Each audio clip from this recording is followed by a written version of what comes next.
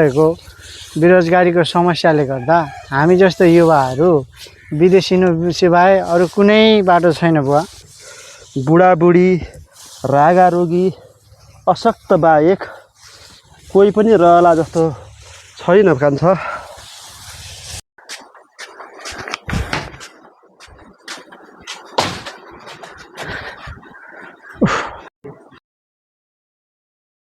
आमा, ए आमा, है पानी ल्याइदिनुहोस् त।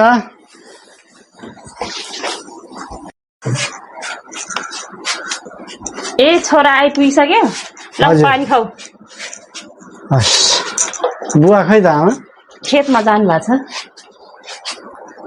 ए यस्तो घाममा पनि बुवाले अझै काम गर्दै हुनुहुन्छ यति बेलासम्म?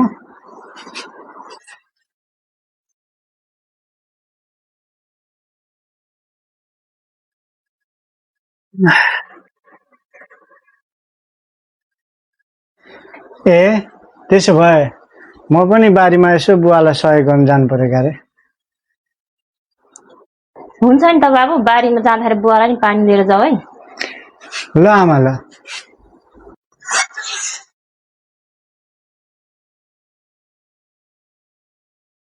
यसपालि धानमा झार पनि कति आएको, 2 पटक गोडिसक्यो, अझै पनि धेरै बाँकी छ।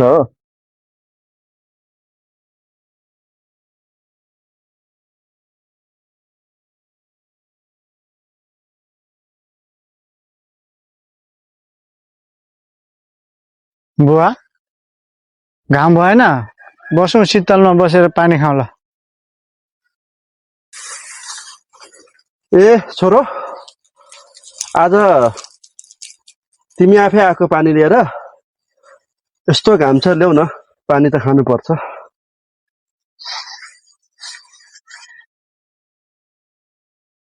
ल्याइस् बुवा पानी। ए ओहो, यस्तो चर्को घाममा कसरी काम गर्नुहुन्छ बुवा हजुरले? अनि घाम भनेर हुन्छ त मरा? हामी किसानलाई के घाम के पानी, काम त गर्नु पर्यो नि।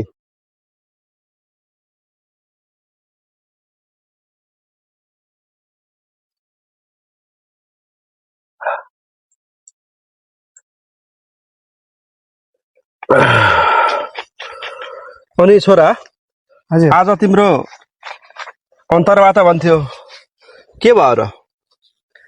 उही त हो नि बुवा, जहाँ पनि राम्रोलाई भन्दा हाम्रोलाई प्राथमिकता हुन्छ। अनि अब जो चाहिँ सक्षम छ उसलाई छानिँदैन, जो असक्षम छ उसलाई छानिन्छ। यहाँ यो देशको रुल्सै यस्तै जस्तो लाग्छ मलाई त बुवा। जो चाहिँ योग्यता छ त्यसले त जागिरै पाउँदैन बुवा। कस्तो समय आयो छोरो, नेताको चाकरी नगरिकन नोकरी नै नपाउने स्थिति आयो। हो बुवा।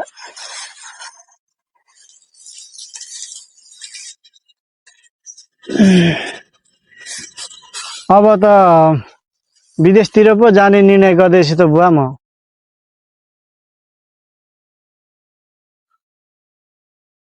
होइन छोरो, यसरी यति चाँडै निराश हुनु पर्दैन। फेरि अन्यत्र पनि रोजगारको अवसर मिल्ला नि त, प्रयास गर्न पो छोड्नु हुँदैन। बुवा, सबैतिर प्रयास गरिछ, सबैतिर उस्तै नै हो बुवा।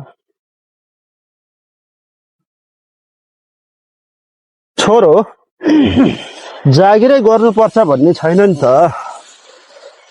अब यही खेतमा, यही माटोमा पसिना बगायो हुन्न र? अब बुवाको कुरा पनि सही नै हो। हेर्नुहोस् बुवा, अहिले देशको स्थिति खासै राम्रो छैन। अनि अब यो हाम्रो देशमा कृषिमा पनि कहाँ भविष्य छ र?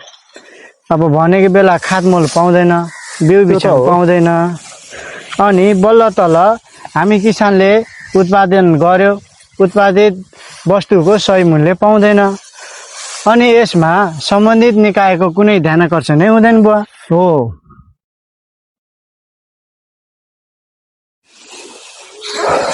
अनि त्यही भएर हामी जस्तो युवाहरू 15-20 लाख फसाएर विदेश जानुको विकल्प नै छैन नि बुवा।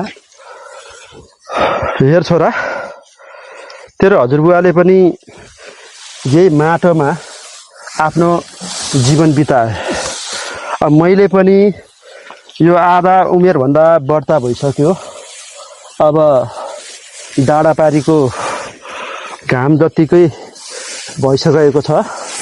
मैले सारा आफ्नो जिन्दगी यसैमा बितायो र पनि तँलाई हामीले जस्तै दुःख नहोस् भनेर यत्रो सहरमा राखेर मास्टर डिग्री गराए। अहिले आएर त विदेश जान्छु भन्छ। हेर बाबु, त मेरो बुढेसकालको सहारा होस्।